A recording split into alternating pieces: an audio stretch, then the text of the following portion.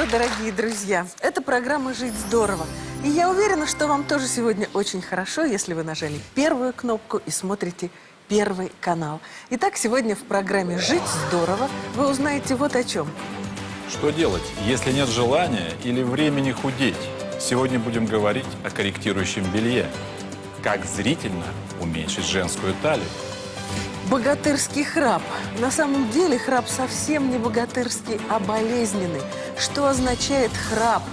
И не грозят ли храпунам какие-то серьезные проблемы? На нашей медицинской точке будет обследование храпунов. Сегодня на нашей кухне в рубрике «Про еду» свекла. Мы поговорим о всех ее плюсах и минусах. Ну, а в теме «Дом» главный герой – мягкая игрушка. Как сделать так, чтобы друг детства не стал врагом?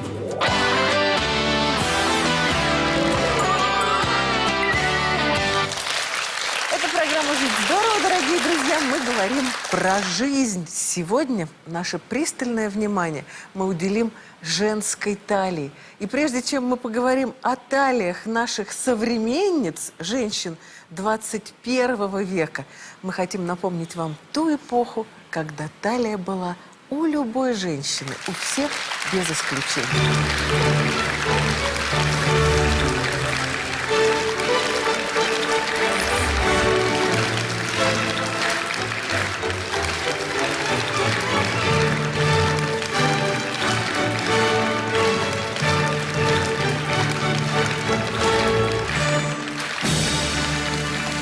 Прежде всего я хочу спросить у наших дам. Говорят, что раньше талии затягивали женщинам так, что они вдохнуть не могли. Между прочим, значит, и поесть не могли, да, Дмитрий Николаевич? Еще много чего не могли с такой талией. Скажите мне, тяжело в такой затянутой талии? Немного. Тяжело? Немножко, да, ну, так хорошее состояние. Зато как красиво. А вам трудновато? Немного, да, трудновато, но талия зато чувствуется. Как вы себя чувствуете? Скажите, пожалуйста. Очень неплохо. Неплохо? Неплохо. Ну вот я просто хочу обратить ваше внимание, друзья. Все женщины практически с пышными формами. А как красиво смотрится, когда есть талия. Когда правильное соотношение талии и широкого низа, то глаз талию воспринимает гораздо меньше, чем даже она есть на самом деле. Конечно, мы такие силуэты в нашей современной жизни потеряли. Прежде всего, потому что одежда изменилась. Но вот сегодня мы поговорим о том, как вернуть талии нашим женщинам.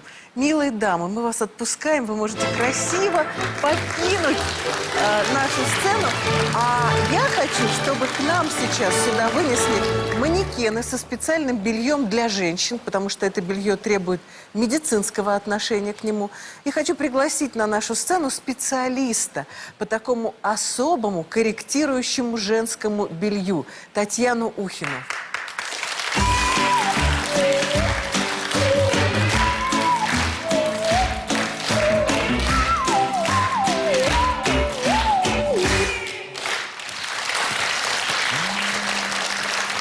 Смотрите, Дмитрий Николаевич, согласитесь, что многие эти изделия напоминают ортопедические пояса для иммобилизации, которые назначают людям с поражением поясничного отдела позвоночника, да? Не пояса ортопедические, у них есть название, поясничный бандаж, так и называется, да, и действительно, есть целый ряд пациентов, которые приходят к нам, которым мы назначаем поясничные бандажи с лечебной целью. Как правило, это люди с тяжелыми поражениями нижнепоясничного отдела позвоночника, с тяжелыми поражениями нервов, выходящих на этом уровне из позвоночника. На определенное время они нуждаются в обездвиживании вот этого отдела позвоночника. Это лечебный процесс.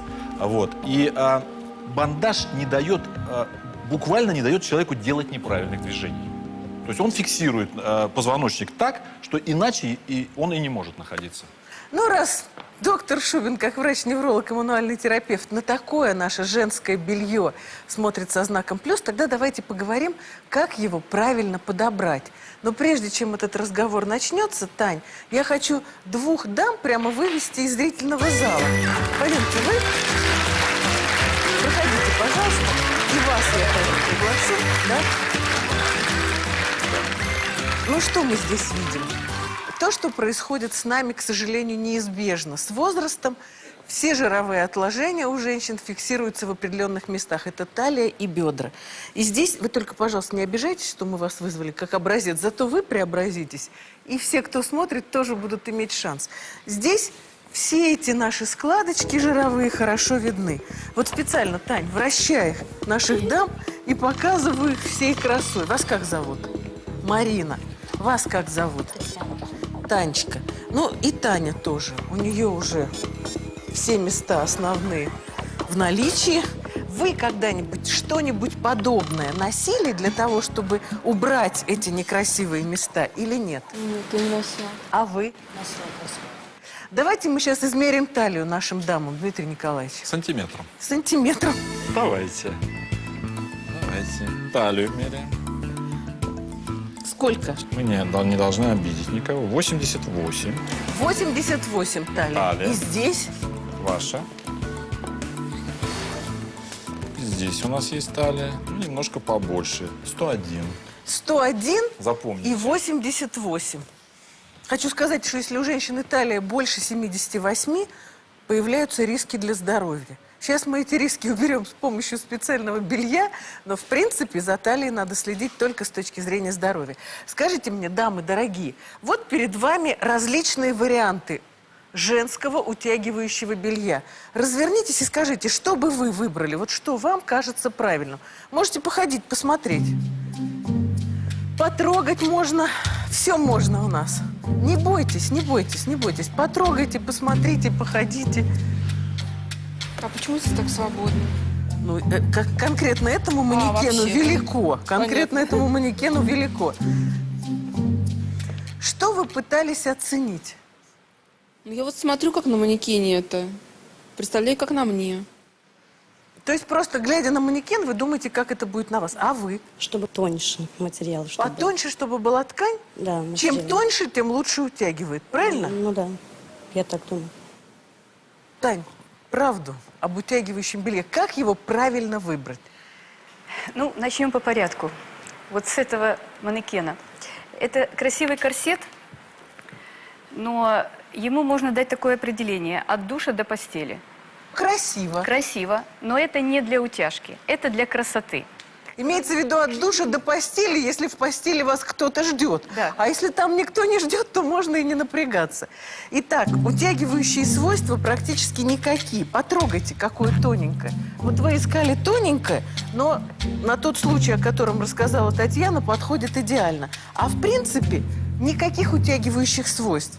Хотя здесь есть эти жесткие... Есть боковая косточка, но ее недостаточно одной, то есть парной.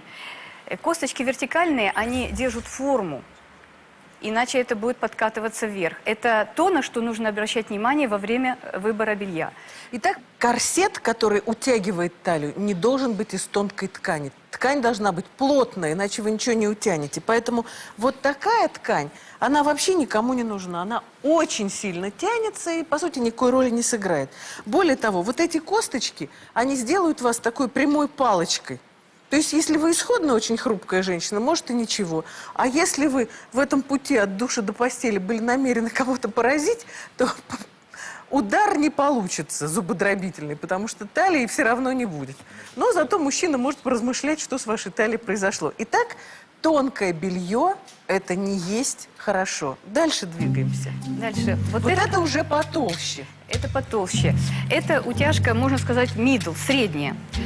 Здесь есть вертикальные косточки, что делает его как бы ему плюс. Но у него живот не плотный, растягивается, а нам нужно утянуть животик.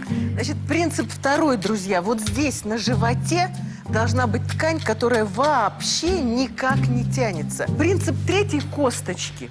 И они должны быть, ну, здесь, к сожалению, не видно, не пластмассовые, а у них такой наборный металл, он такой в виде пружинки. И тогда это не будет вот такими волнами во время носки. Это тоже важно. Вообще вот этот вот корсет самый распространенный в России до сих пор. Но обратите внимание, он тоже абсолютно прямой. Здесь линия талии не выделена никак. Поэтому сейчас мы вам покажем самый лучший. Двигаемся вот сюда. Это третий вариант. Передняя часть пояса Вообще не абсолютно не тянется. тянется. Она дублирована, наверное, 3 или 4 слоями ткани. Значит, итак, живот очень плотный, не тянется вообще. Если мы этот пояс снимем, то у него будет крой такой, что здесь уже, а на бедрах он будет шире. То есть он выкроен по фигуре. И самое главное, друзья, вот эта часть. Здесь выделена талия специальными жесткими конструкциями, которые утянут талию. И даже видно на манекенах. Вот здесь все прямо, здесь прямо, а здесь жестко выделена талия. И здесь вот есть специальные полосочки, простроченные на талии, которые перераспределяют давление. Здесь оно максимальное, здесь меньше и на бедрах еще меньше. Поэтому вот эта рюмочка, идеальная женская фигура, здесь рисуется лучше всего. Ну вот так, дорогие друзья, дамы дорогие, мы вас вызвали сюда, чтобы, конечно, переодеть и преобразить. О том, как могут преобразиться наши женщины, и о том, кому такое утягивающее, коррегирующее белье противопоказано, вы узнаете сразу после рекламы. Далее в нашей программе. Собрать себя в кулак. Как зрительно уменьшить талию. Красна свекла не пигментом, а микроэлементом. Не тихий час. Откуда берется храп и как от него избавиться. Зайку бросила хозяйка. Как правильно ухаживать за мягкими игрушками. Здорово жить.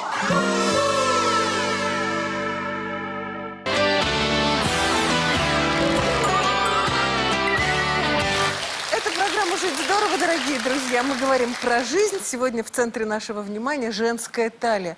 Жаль, что ушла в прошлая эпоха, когда у каждой женщины талия была.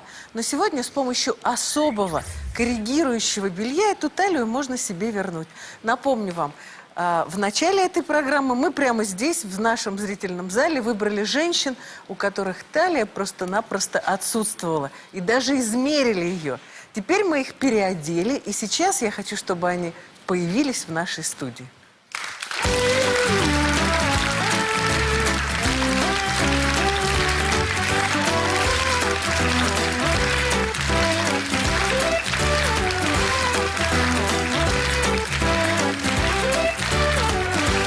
Ну вот мы специально не берем каких-то супермоделей, 2 шага сделайте вперед, а берем самых обычных женщин, таких же, как мы с вами. Дмитрий Николаевич, измеряем талию. Да. Сколько было? 86, 88, я помню, да. Талию забираем. И, пожалуйста, Вот так. так, и 82. 82, друзья. Помните, какие тут везде были складки? И посмотрите сейчас. Человек изменился. Повернитесь к нам боком, повернитесь к нам спинкой. Какая спина? Все ровненькое, все красивое. Комфортно или тяжело в Нет, этом? приятно, нормально. Приятно? Да. Теперь вот наша дама чудесная. Измеряем талию здесь, Дмитрий Пробуем. Николаевич. Пробуем здесь. Помните, сколько было? 101. Был 101 сантиметр. Простите. Было 102 И вот сантиметра. Руку 90. уберите, Дмитрий Николаевич. 90 сантиметров. Вам удобно? У вас очень сильно сейчас затянута талия. Удобно? Очень удобно. У меня все же есть вопрос. Вот когда вы назначаете эти пояса для иммобилизации, потому что, по сути, сейчас этот отдел позвоночника обездвижен, вот этот твердый корсет, Да. который твердо держит. Вы как-то ограничиваете время носки или нет? В тех ситуациях, когда мы их назначаем, мы не ограничиваем. Ну, за исключением ночи, разумеется. То есть ночью снять? Ночью В снять. данном случае это белье с выраженной коррекцией, да, Татьяна? То есть мы утянули наших дам, ой, да ну как. Да. Есть ли ограничения какие-то с медицинской точки зрения? Если нет противопоказаний по здоровью, никаких ограничений я не вижу. А какие могут быть противопоказания по здоровью для корсетов? Самое первое и главное – это беременность. Никаких утягивающих, коррегирующих корсетов для беременных на любом сроке быть не должно. Для беременных существуют специальные То бандажи. есть беременность раз, что еще? Беременность. Наличие кардиостимулятора, конечно же, если вдруг таковой есть. И сосудистые заболевания, гипертоническая болезнь, поскольку довольно сильное сдавление брюшной полости может и в том числе на аорту влиять. Так что вот, 3 показания. Беременность, но это уж глупость полная при беременности так затягиваться, правда? Кардиостимулятор, если он стоит, и гипертония. Вот это противопоказания. Но ваш совет, Тань, когда такие корсеты нужны? Я хочу сказать, когда нужно срочно стать стройной. Вот вечером банкет или завтра утром. Это спасительная ситуация. Либо вот чуть-чуть поплыла фигура. Женщины после липосакции приходят. Поддержка, она хорошая, чувствуется. Послеродовая тоже. Пояса без вертикальной косточки – это выброшенные деньги. Их не надо одевать. Сама лично после рождения ребенка спасалась таким корсетом. И вы знаете, что хочу сказать? Сохраняется память мышц. Ты его снимаешь, А ходишь все равно прямо, прямо, да? и животик подтянут, как ни странно. Это многолетний опыт. Ну вот так, друзья. Если есть вопросы из зала, пожалуйста, задайте их нам. Пожалуйста. Можно ли похудеть с помощью коррекционного белья? Дмитрий Николаевич, разочаруйте даму. Нет.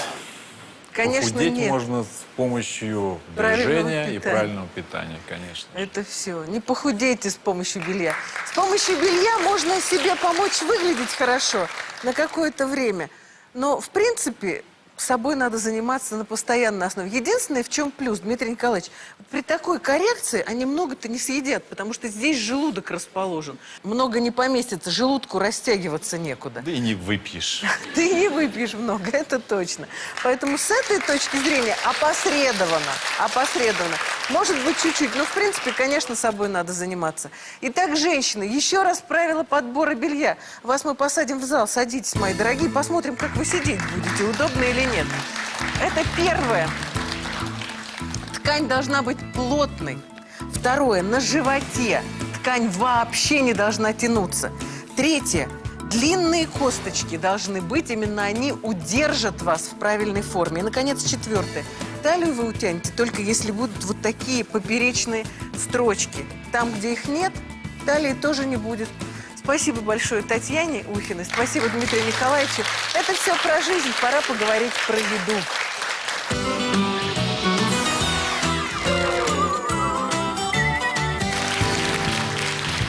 Михаил Егорович, Михаил Егорович у нас Добрый даже день. на кухне не забывает о том, что он великий хирург-офтальмолог и одел свои резиновые перчатки. Михаил Егорович, асептика и антисептика или с чем вы собираетесь бороться? Ну, я думаю, что для септики это тоже не повредит. Но, с другой стороны, коль мы сегодня будем работать со свеклой, а у нее самым, так сказать, полезным ее веществом является пигмент, который ей придает такой красный цвет. И этот самый пигмент, он Красится, поэтому вы красится, руки да, бережете. да. Вот подождите, пока мы еще не начали разговор о свекле, я хочу сказать нашим зрителям. Итак, действительно, наша героиня сегодня свекла. И внесите нам уже свеклу в студию.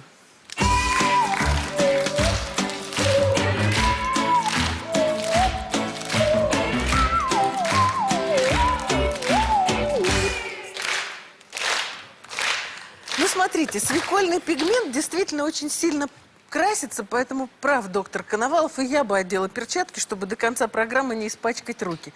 Ну так что, весь секрет в пигменте, что хорошего вы нам скажете про свеклу? Надо сказать, что свекла известна нам на Руси примерно с X века. И даже в те времена, далекие времена, многие лекари использовали ее как средство для лечения пациентов. Мы знаем о том, что вот этот самый пигмент, который придает свекле Малиновый цвет, он обладает мощным противораковым действием. И в свекле много и других витаминов, в частности витамина В и фолиевой кислоты, которая очень важна для роста тканей вообще, а особенно для беременных женщин, для того, чтобы плод развивался нормально. Ну вот о противораковом действии. Итак, друзья, вот этот пигмент, этот краситель, который делает свеклу ярко-темно-малиновой, в нем на самом деле вся суть и есть. Он защищает от рака. Как, Михаил Егорович, что там известно науке? Ученые доказали, что животным, которым давали мякоть свеклы, у них вырабатывались определенные клетки, иммунные CD8 клетки, которые ответственны за нахождение раковых клеток и выведение их из организма. Итак, вот это противораковое действие свеклы действительно связано с пигментом. Чем свекла насыщеннее, чем ярче, тем в сущности лучше для здоровья. Кроме того, там есть два фермента, глютатион пероксидаза и глютатион эстрансфераза, которые защищают клетку. Это такие защитники клетки, которые не дают саму клетку разрушать самым разным веществам. Поэтому пигмент этот действительно очень хорошая вещь. Ну что, друзья, кто знает и любит свеклу, к нам...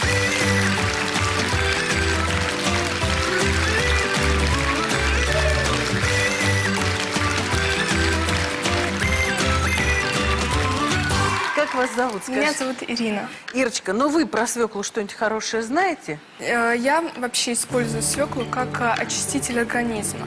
То есть разгрузочные дни, очень вкусный салат просто из свеклы. Можно с подсолнечным маслом, с оливковым. Можно добавить чеснока туда по вкусу. Вот девушка образованная. Михаил Егорович, дайте ей досточку, пусть тоже режет свеклу. Мы сегодня вас попросим свеклу использовать неожиданным образом. Хорошо известно, что на Древней Руси свеклу использовали как губную помаду или как румяна. Вот сегодня можно эту губную помаду приготовить настоящую, в тюбике, настоящую губную помаду из свеклы. Как, мы вам расскажем чуть-чуть позднее, а пока вас прям попросим начать готовить помаду. Итак, под руководством Михаила Егоровича Коновалова, который знает все компоненты, наши гости приготовят помаду из свеклы, настоящую, которой можно пользоваться и которую можно хранить. Это не кусочек свеклы. Приступайте, друзья, а мы пока будем вас спрашивать, где больше всего содержится вот тех самых полезных в свекле веществ, о которых мы говорили. В свекле свежей, в свекле вареной или в свекольной ботве. Вот вам пьедестал почета. Первое, второе, третье место. Распределяйте. Я думаю, что больше, конечно, всего полезных свойств содержится в свежей свекле. Не в отварной, смотрите, она даже ярче и темнее. Но отварная, она все-таки уже обработана термически, то есть Вы свежую там... ставите? Да. Хорошо, ставьте. На втором месте. Второе место я поставлю свекольную ботву, потому что в ней тоже содержится очень много полезных элементов. Их тоже можно в салат, в суп использовать. Так, ну и на третье место свекла отварная. Михаил Егорович, права девушка? Да, я абсолютно согласен с нашей девушкой. Свекла сырая наиболее полезна. В ботве содержится очень много витамина С, больше, чем в самой свекле. И на третьем месте вареная, естественно, учитывая то, что она термически обработана и потеряла небольшую часть своих полезных свойств. Но самое главное, что в отварной свекле резко увеличилось количество углеводов. Поэтому она действительно наименее полезна из всех вариантов. Итак, пьедестал почета мы составили. Друзья, мы, как всегда, в этом разделе отвечаем на 3 главных вопроса. Как выбрать свеклу, как ее хранить и как ее приготовить самым, может быть, неожиданным образом. Как свеклу выбрать? Она не должна быть, как это говорится, скукоженной. То есть она должна быть... свежей, это видно должно быть и по ее ботве отрезанной, и по хвостику, то есть не должна быть как бы мятая. Это значит, что она уже не свежая, А размер какой должен быть свеклы? Естественно, она не должна быть очень большая, должна быть вот таких примерно средних размеров. Михаил Егорович, подтверждаете? Я абсолютно подтверждаю. Свекла должна быть твердая, с небольшой ботвой, средних размеров, гладкая, не сморщенная, с нормальной кожей. И хотел сказать, что если свекла молодая, то иной раз даже и кожуру с нее снимать не нужно. Абсолютно верно. Итак, свекла выбирается легко, никаких особых секретов нет. А вот как свеклу хранить? Хранить ее обязательно нужно в холодильнике, либо в каком-то холодном месте. А вот смотрите, вот вы купили, допустим, свеклу с ботвой. Вот такая красивая, роскошная свекла. Вот просто вы ее берете и кладете в холодильник, так? Нет, а ботву, конечно же, нужно отрезать, потому что ее нужно первым делом использовать в салат, либо в суп. А если вы не хотите использовать, можно с ботвой хранить? Нет. Почему? Потому что ботва, она завянет быстрее, чем сама свекла, и испортится быстрее. Абсолютно верно. Ботва-то растет, и это для нее корень, откуда она черпает все соки. Поэтому ботву надо отрезать, свеклу нужно сложить в полиэтиленовый пакет с отверстиями. Обязательно свекла должна дышать.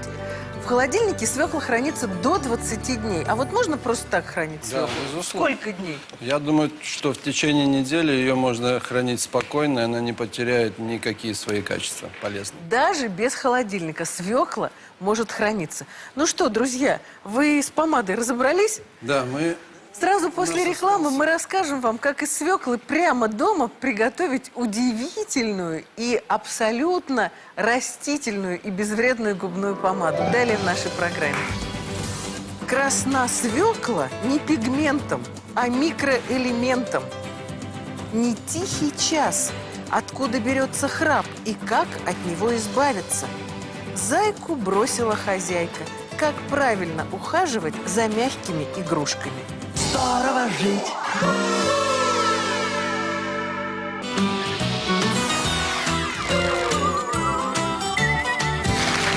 Это программа «Жить здорово», дорогие друзья. Мы говорим про еду. Сегодня наша героиня свекла. Мы вам расскажем и то, с каким продуктом свекла все свои качества проявляет и усиливает. Но вначале покажем вам, как мы сделали губную помаду. Михаил Егорович сегодня в перчатках со шприцами.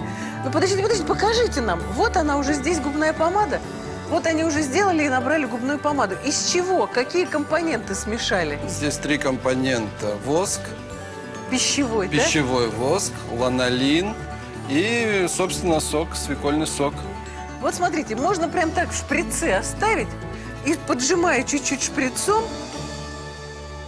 свеклу, подкрасить губки. Вот, Прошу вот, вас, дорогая лучший моя, вариант нам вот всем, это. Михаил Ильич, можно срезать горлышко у шприца. Вот видите, свекла торчит. А можно вообще эту свеклу, Михаил Ильич, вы в перчатках заправить в тюбик. И будет у вас губная помада. По-моему, очень остроумно и замечательно. Посмотрите, Елена Васильевна, какая красота. Посмотрите. Давайте. Посмотрите. О, мне нравится, Михаил Ильич. А тут надо только вот так ножом отрезать. Дайте мне ножичек. И будет вот эта наша такая ступенька, как это обычно у нас бывает. Ну что, дорогая моя, вот уже со ступенечкой красьте губы. И, между прочим, обратите внимание, нет этого безумного свекольного цвета из-за того, что там ланолин и пищевой воск. А цвет очень даже приятный. Розоватый цвет очень так. А для здоровья какая польза? Говорят нам, Михаил Егорович, помните, вы нам говорили, что если обычную губную помаду слизывать, то есть угроза аутоиммунных заболеваний. А тут слизывай хоть ешь из тюбика, ничего не будет, просто красота. Вот такой забавный рецепт. Рецепт помады из свеклы. Пол столовой ложки касторового масла, ланолин и пищевой воск нагреть на паровой бане, помешивая. Аккуратно из шприца по капле добавить 1,5 столовые ложки свекольного сока и смешать до ровной консистенции. Когда раствор станет однородным и загустеет, набрать его снова в шприц и поставить в холодильник носиком вверх на сутки. Затем отрезать носик, и можно этим шприцом пользоваться как помадой. И еще есть продукты, с которыми свекла особенно хороша в приготовлении. Что это такое? Ну, продукты, скажем, яйцо. Вот абсолютно Сочетание яичного желтка и свеклы – это, так сказать, Идеал. тот идеал. Да. Итак, холин, который содержится в желтке, в сочетании с бетаином, который содержится в свекле и дает ей этот малиновый красивый цвет. Это идеальное сочетание. Да, скажем, и поэтому думаю, что и в салатах это частенько используется. Салат из свеклы и яиц. Взять свеклу и яйца в одинаковых пропорциях. Свеклу очистить и натереть на терке. Яйца натереть на терке или просто мелко нарезать. Добавить ложку оливкового масла и по вкусу лук, соль и перец. Для того, чтобы не испачкать руки, не забудьте надеть медицинские перчатки. Ну что ж, мы, конечно, угостим вас свекольным салатом и немножко поборемся с раком прямо здесь, в нашей студии. А вы, как всегда, можете задать нам любые вопросы. Насколько мне известно, в свекле содержится сахар. Насколько это вредно для фигуры? Да, действительно, Николай растительный Иванович, можно мне рассказать про фигуру? Я эту тему обожаю, друзья. Я на все продукты смотрю только с точки зрения фигуры. Свекла содержит огромное количество сахара. Причем отварная свекла, она содержит его еще больше, потому что сложные углеводы распадаются там на простые. Это так называемый легко усвояемый сахар. Поэтому для фигуры хорошего мало. Единственный салат, который существует в диетическом питании, это так называемый салат-щетка, когда свекла, морковь и капуста в равных пропорциях натираются, мелко-мелко режутся. Просто там такое количество грубых волокон, что даже свекольный сахар не повредит. Да, кстати, в этот салат все овощи сырые используются, ничего не отваривается. И морковь сырая, и свекла сырая, и капуста сырая. Но, в принципе, сама по себе свекла, особенно отварная, для фигуры во вред. Спасибо. Благодарим нашу девушку, спасибо вам огромное. Возвращайтесь на ваше место. Это все про еду. Пора поговорить про медицину.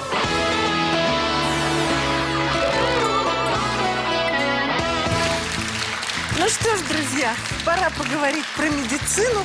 Сегодня наша тема очень жизненная. Храп. У нас 9 человек сегодня проходят обследование, 8 точнее. Почему 8, а не 9? Потому что мы пригласили семейные пары.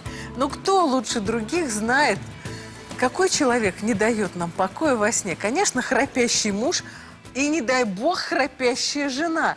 У нас в гостях замечательный доктор Роман Вячеславович Базунов. Он руководит медицинской лабораторией сна. Он доктор медицинских наук и заслуженный врач России. Мы решили, что в данном случае, какой мы медицинский тест можем провести? Медицинский тест проведем здесь у нас. Итак, вам сейчас предстоит оценить друг друга и нажать красную или зеленую кнопку экрана. Жены – правду про мужей, мужья – правду про жен. Если ваш муж или жена не храпят, нажимайте на зеленый квадратик. Если они храпят, и вас это по каким-то причинам беспокоит, причины могут быть самыми разными. Может, просто надоел уже этот муж храпящий. Может быть, вы беспокоитесь о здоровье вашего храпящего супруга. Одним словом, если храп у вас вызывает беспокойство, нажмите на красный квадратик.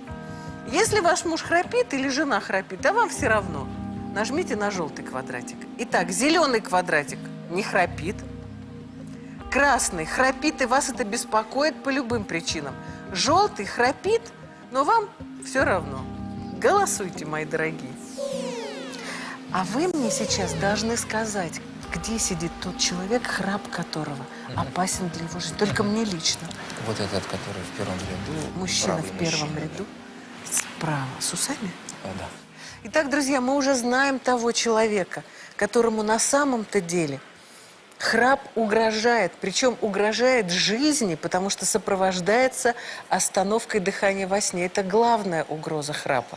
Поэтому сейчас будьте внимательны, дорогие наши семейные пары, и смотрите внимательно на экран. У того человека, жизни которого угрожает храп, загорится красный экран.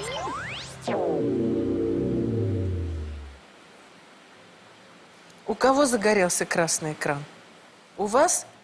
А жена что про вас написала? Какой экран нажимала? Какой голосовой? Красный. Вас беспокоит храп Да. мужа, да? А почему он вас беспокоит? Потому что невозможно спать спокойно. Ну вот на самом деле, как ваше имя, отчество? Татьяна Анатольевна. Татьяна Анатольевна, а вас как зовут? Александр Иванович. Александр Иванович. На самом деле, храп Александра Ивановича угрожает ему. То есть вам просто неприятно, а у него серьезные угрозы для здоровья. Идите к нам, Александр Иванович.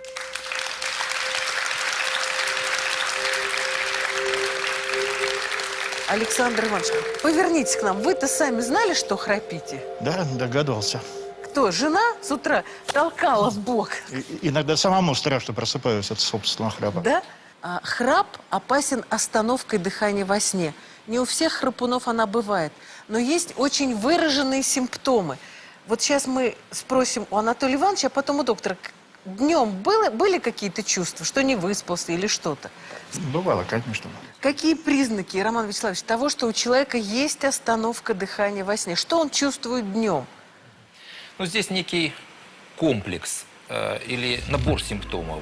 Прежде всего, это указание на громкий прерывистый храп, о котором чаще окружающие говорят. И даже более того, на остановке дыхания во сне с последующим громким всхрапыванием. Второе – это поверхностный, беспокойный, неосвежающий сон. То есть сам человек плохо спит и с утра встает невыспавшийся, разбитый, с больной головой. А третье – это артериальная гипертония. Причем она весьма характерна. Она в основном ночная и утренняя. То есть человек встает, меряет давление, и оно сразу повышено. Обычная гипертония, она как бы в течение дня в ответ на стрессовую ситуацию. А здесь человек проснулся сразу с высоким давлением, причем преимущественно с нижним или диастолическим давлением, допустим, 150 на 110. Следующий достаточно характерный симптом – это учащенное ночное мочеиспускание. Человек 3-4 раза ходит помочиться полным мочевым пузырем, потому что человек в течение ночи в стрессе находится. Татьяна Анатольевна, были эти симптомы у Анатолия Ивановича? Все?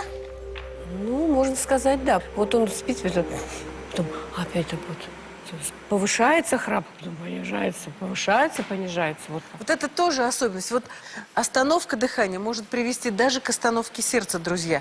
Просто у обычного храпуна. Как какой-то храп, как рассказать об этом? Два варианта есть. Первый, когда человек храпит и внезапно прерывается храп, и возникает пугающая пауза 30-40, иногда секунд, иногда минуту. Потом громкое всхрапывание. И следующее, это когда храп постепенно нарастает, такой кресчендо, да, и потом резко обрывается.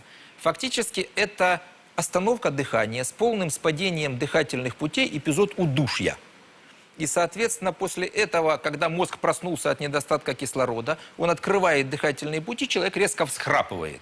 Это первый вариант. А второй вариант, когда постепенно нарастает, это постепенно дыхательные пути суживаются, трубка становится все уже, храп все тяжелее, но потом мозг опять просыпается, открывает дыхательные пути, человек нормально подышал некоторое время. То есть в вашей ситуации остановка дыхания во сне была. Ваш муж нуждается в специальном обследовании. Он должен сутки провести в больнице и, самое главное, ночь провести в больнице, в клинике у нашего доктора, чтобы зафиксировать, что происходит во время остановки дыхания. Потому что у храпа и у остановки дыхания во сне, которые возникают у храпунов, очень много разновидностей. Но сегодня поговорим о первой, самой простой, о той, которую вы можете даже дома диагностировать и попытаться что-то с этим сделать. Вот я хочу показать вам, друзья, сейчас Анатолия Ивановича начинают готовить к этому специальному обследованию. Мы вам покажем детали этого обследования. А пока просто я хочу попросить вас лечь, чтобы мне показать, что происходит во сне с гортанью Анатолия Ивановича. Итак, у него так называемый позиционный храп. В одной позиции он храпит, а в другой не храпит. Вот смотрите, сейчас он лежит, и вот в таком положении на спине у него развивается храп. Так, Татьяна Анатольевна? А сейчас мы попросим вас повернуться на бок, к нам лицом. Поворачивайтесь. Вот сейчас он повернулся на бок к нам лицом. В таком положении дыхательные пути открываются, и храп проходит. Во сне регулировать свое положение Анатолию Ивановичу очень трудно. Поэтому, когда он лежит на спине, дыхание может остановиться, и он даже может погибнуть. Но если он лежит на боку, никаких угроз нет. Наша задача заставить его спать на боку. Татьяна Анатольевна, пытались? Да, вот так вот потихонечку, сильно не напугать его, а вот так вот, чуть-чуть его так переверните, пожалуйста. Ну вот мы вашу судьбу облегчим. Спасибо. Как, расскажем чуть позднее. А пока мы просто хотим показать, какое количество датчиков прикрепляется к телу пациента. Для чего? Какие показатели мы фиксируем? Мы будем регистрировать насыщение крови кислородом. Датчик будет одет на пальце и в течение ночи 30 тысяч измерений сделает. Если у человека останавливается дыхание, естественно, это приводит к падению насыщения крови кислородом, и мы можем это зарегистрировать. Вот такой достаточно простой и очень точный датчик. Следующий датчик – это датчик, который, собственно, меряет дыхание. Если у человека прерывается дыхание, мы видим остановку, и это датчик, который будет смотреть, дышит человек или не дышит человек. Вот так вот в нос, и они за ушки оказываются заведены. Вот, собственно говоря, датчик, который будет мерить дыхание. Соответственно, если мы видим остановку, и дальше следует падение насыщения крови кислородом, то это достаточно значимая, тяжелая остановка, которая потенциально вызывает риск сердечных аритмий, артериальной гипертонии, нарушения ритма сердца, инфарктов и инсультов. То есть это достаточно серьезная проблема, которая укорачивает жизнь у человека. Но это еще не все. Вот эта серия датчиков, это сердечные датчики. На протяжении всей ночи больному записывается электрокардиограмма в обязательном порядке. И когда мы видим, что кислород перестал поступать в мозг, дыхание остановилось, мы еще и видим, что происходит с сердцем. Это очень комплексное, очень серьезное обследование. Его пройти, Татьяна Анатольевна, к Анатолию Ивановичу даже не обращаюсь. Только жены приводят мужей на это обследование. За руку и привести, потому что у него серьезные угрозы жизни. Более того, я вам скажу, если он начнет спать нормально и кислород будет поступать достаточно в организм, то он похудеет, потому что кислород этот жир будет сжигать. Так ведь? Люди начинают худеть гораздо быстрее, когда восстанавливается доступ кислорода в кровь. Это очень серьезно. Но вот так, друзья, о том, как мы будем лечить храп, и вы это сможете сделать дома, если храп позиционный, вы узнаете сразу после рекламы. Далее в нашей программе. Не тихий час. Откуда берется храп и как от него избавиться? Зайку бросила хозяйка. Как правильно ухаживать за мягкими игрушками? Здорово жить!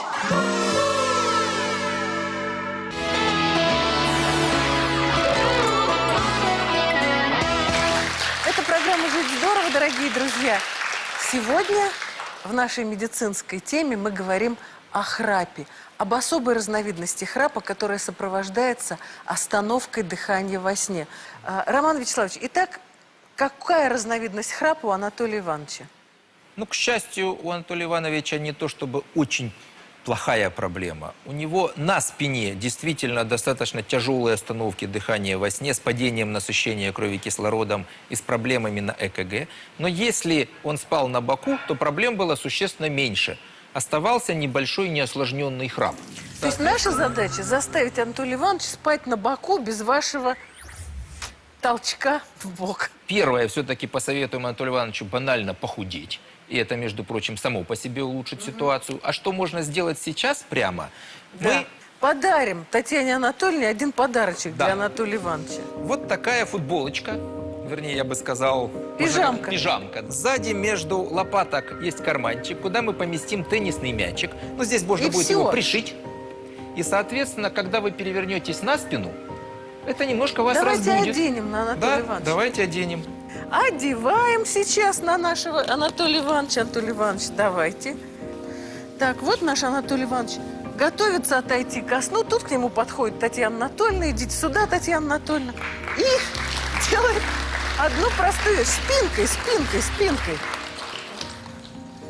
И говорит: спи, мой дорогой, крепко. Ложитесь, Анатолий Иванович. На спинке как? Ой. Вот, сразу Так, сюда. Сразу на бочок. А тут еще раз на спинку попробуйте. Совсем невозможно? Тяжело. На другой бочок. И вот всю ночь. Теперь, представляете, восстанавливается семейная идиллия. Садитесь, Анатолий Иванович. У нас есть еще одно маленькое приспособление для носа, которое тоже можно попробовать дома, не заходя к врачу. Смотришь, поможет вашему храпуну. Это такая небольшая полосочка для улучшения носового дыхания. Вот. Вроде бы такой простой механизм, да? Она пружинищая.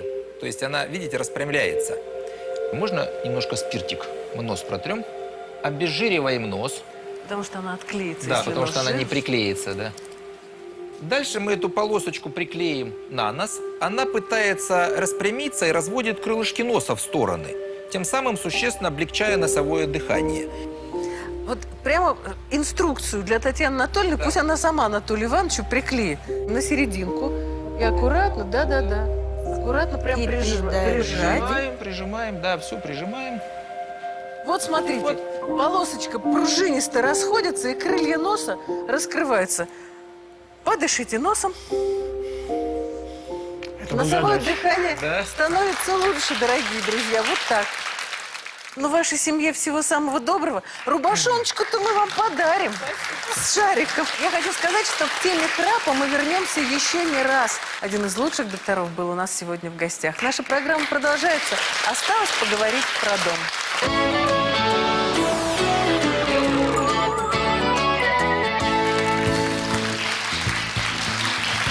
Ну что ж, друзья, в нашем доме сегодня мы поговорим о мягких игрушках. Даже мы, доктора, приходя домой, зачастую абсолютно беспомощны и даже не задумываемся о том, как правильно вести себя с самыми простыми предметами домашнего обихода. Например, с мягкой игрушкой. Вот у нас сегодня чудесный доктор в гостях, Роман Вячеславович, врач-сомнолог, он вам рассказывал про храп. Дети у вас есть, доктор? Да. А мягкие игрушки дома есть? Машиной преимущественно. Сын? Сын. Конечно, Мишка есть, Мишка который есть? в кровати лежит. Да? Такой посредник называется, да? Между Известное вами и выражение. ребенком посредник Мишка? Ну да, так и Роман называется. Вячеславович. Предметный посредник ассоциируется с родителями, лежит в его кроватке, да. Но это вот научное объяснение, почему Мишка лежит в кроватке. Я сейчас хочу попросить, чтобы мягкие игрушки внесли в нашу студию.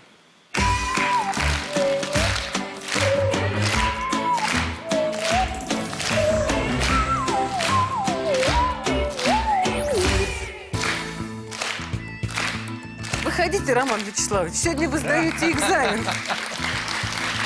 Ну давайте, да. У нас у двух докторов тоже есть маленькие дети.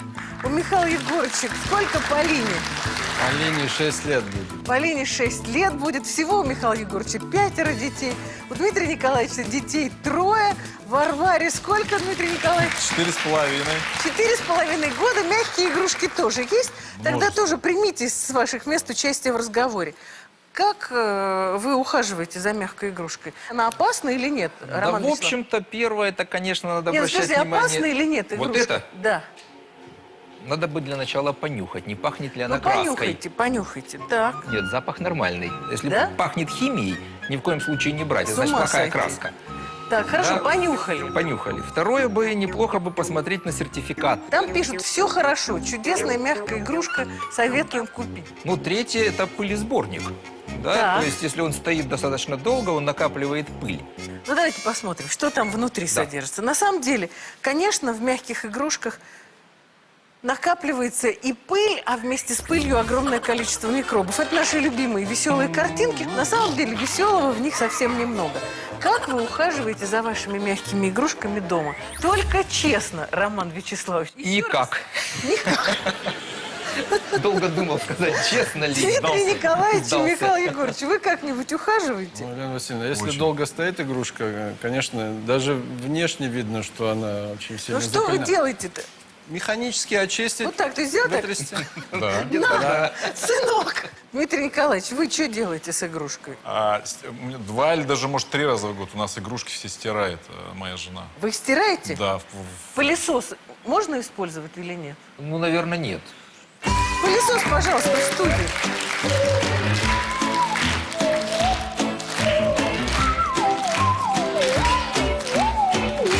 Ну, это какой-то специальный пылесос-то. Знаете, почистите игрушечку, давайте. Боже мой. Как-то не очень получается. А вы, наверное, мало домом занимаетесь, Роман Вячеславович. Ну да. Как чесал. Стоит или нет пылесосить мягкую игрушку? Ответ на вопрос вы сейчас сами дадите. Проверяем, исчезли микробы или нет. Практически невозможно, они остаются все. Не буду вас мучить, отвечу всем. Есть такая рекомендация. Игрушку время от времени закладывать в морозильную камеру холодильника. На холоде все игрушки погибнут. Михаил Егорович, можно вас попросить? Из нашего... На холоде все микробы погибнут. Игрушки как раз выживут, дорогие друзья, и формы своей не потеряют. Полная морозилка игрушек у нас, Михаил Егорович. Очень много продуктов здесь. О, есть. Да. Вот смотрите, на самом деле в холоде не выживает никто, поэтому мы продукты храним в холодильнике. Микробы в морозильной камере не живут. Держите, Роман Вячеславович, а мы сейчас И сразу ребенку. проверим, Как там? Микробов на самом деле нет. Итак, первое. Класть игрушку на сутки в морозильную камеру, чтобы убить всех, кто там живет. Стирать тоже можно, если игрушка не испортит форму. Это все на сегодня. Выходите, пожалуйста, мои дорогие.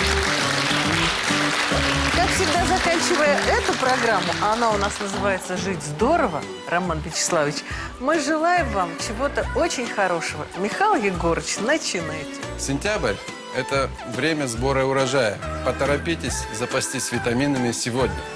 Дмитрий Николаевич.